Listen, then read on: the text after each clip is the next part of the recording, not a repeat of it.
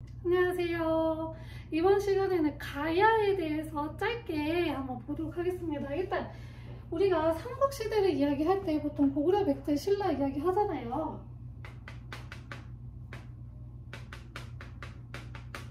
삼국시대를 이야기할 때 고구려, 백제, 신라 이야기 하는데 이때 고구려, 백제, 신라만 있던 게 아니고 가야도 함께 존재를 했었습니다. 자, 근데 이 삼국에 가야는 왜 들어가지 않을까요?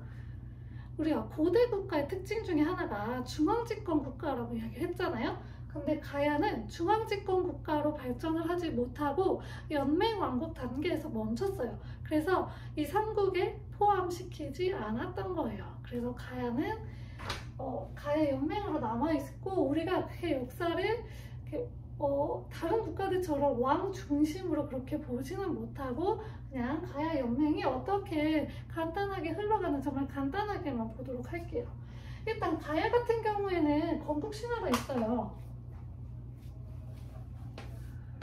김수로 건국 신화가 있습니다. 자, 이건 뭐냐면 옛날에 이제 연맹이라고 했잖아요.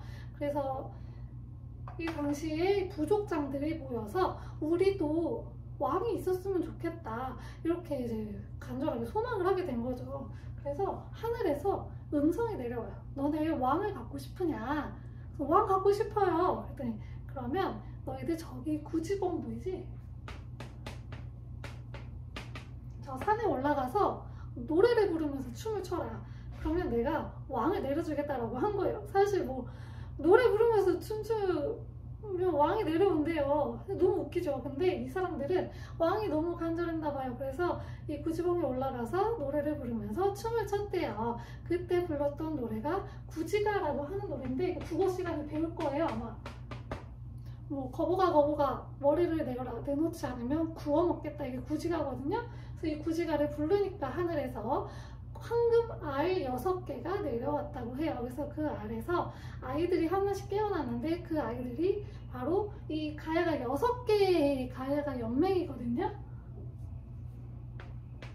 그래서 그 6명의 한 아이들이 각각 그 6가야의 우두머리가 됐는데 그 중에 하나가 김수로. 김수로가 유독 성장도 빠르고 또 골격도 막 크고 이랬대요. 그래가지고 얘가 가야 대표가 됐고 얘는 금관가야의 대표예요. 그래서 초반에는 금관가야가 가야의 모든 주도권을 주도했습니다. 그래서 이런 건국 신화를 가지고 있고요. 알에서 태어났다는 거는 삼국시대에 건국 신화 하면서도 이렇게 설명을 했어야 되는데 제가 못했는데 알에서 태어났다는 것은 신비한 힘으로 태어난 거잖아요. 보통 사람들하고 태어난 게 좀 다르잖아요. 그래가지고 이 왕이 나라를 세우고 나라를 이끄는데 정당성을 부여한 거예요. 난 너희들이랑 다른 존재야. 그래서 내가 너희들을 다스릴 이유가 충분하다 라고 정당성을 부여했고 또 신성성을 좀 강조했던 측면도 있습니다. 왜냐면 왕권 강화를 위해서. 그래서 그런 알에서 태어난 건국 신화를 가야도 가지고 있다. 이 가야 같은 경우에는 우리가 사만, 마한, 진한, 변한했다고 했잖아요. 그래서 그 변한의 구야국에서 출발을 했고요. 이 가야 같은 경우에는 철 생산이 굉장히 잘 됐다고 해요. 그래서 이 철을 굉장히 잘 만들어서 가야는 철의 나라라고도 불렸고요. 화폐를 덩이쇠를 가지고 화폐로 사용을 했을 정도로 철이 굉장히 많이 났다. 덩이쇠는 말 그대로 덩이로 된 쇠예요. 그러니까 철을 이렇게 네모나게 좀 생겼거든요. 그래서 요게 화폐의 역할을 할 정도로 철이 굉장히 많이 났다라고 하는 그런 이야기입니다. 그리고 이 가야 같은 경우는 중개무역을 했는데 어디하고 어디를 이어주냐? 중개무역은 위만조선할 때 개념을 설명했기 때문에 여기서는 개념을 넘어가도록 하겠습니다. 얘네는 낭랑이라고 하는 한 사군 중에 하나가 있었어요.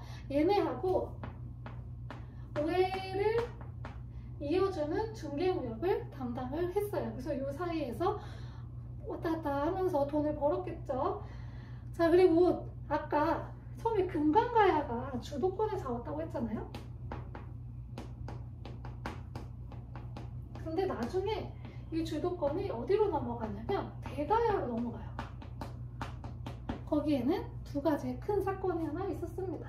바로 첫 번째 사건은 그 전 영상에서 설명했을 때 이제 호우명 그릇 얘기하면서 신라에 침입한 백제, 가야, 웨 연합군을 고구려가 무찔렀다고 했잖아요. 그때 가야가 얘였어요. 그래서 가야랑 웨랑 백제가 연합을 해서 신라하고 싸우고 있었는데, 그래서 누가 도와줬다고요? 바로 고구려가 도와줘요.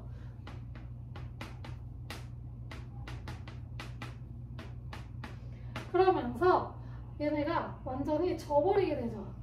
그러니까 여기 연합군이었던 금관가야의 힘이 약해지게 되면서 자연스럽게 대가야로 힘이 이동을 하게 됐던 거고요. 또 한 가지의 이유는 얘네가 낭랑하고 외를 이으면서 중개무역을 해서 경제적으로 번성을 했다고 하는데, 이 낭랑하고 그리고 대방군이라는 게 있어요. 이거는 지금 백제 위에 있었던 것 같아요. 뭔가 사료상으로 보면 백제 삼국사기 기록에 백제 기록에 대방이 좀 많이 등장을 하는데, 근데 이 낭랑하고 대방이 멸망을 해요. 멸망. 그리고 한반도 밖으로 쫓겨나게 되면서 얘네가 경제적으로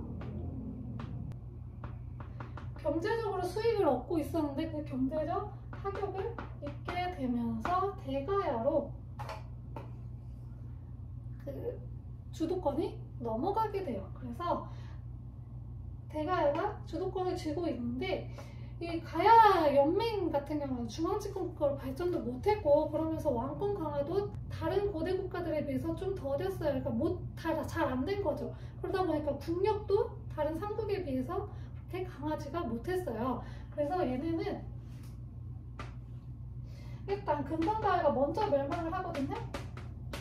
금관가야는 신라의 버풍왕에 의해서 멸망을 하게 되고요. 대가야 같은 경우에는 그 다음 왕이었던 신라의 진흥왕에 의해서 멸망을 하게 되었습니다. 그래서 가야는 이렇게 신라의 왕들에 의해서 각각 멸망을 하게 되면서 신라에 편입이 되었습니다.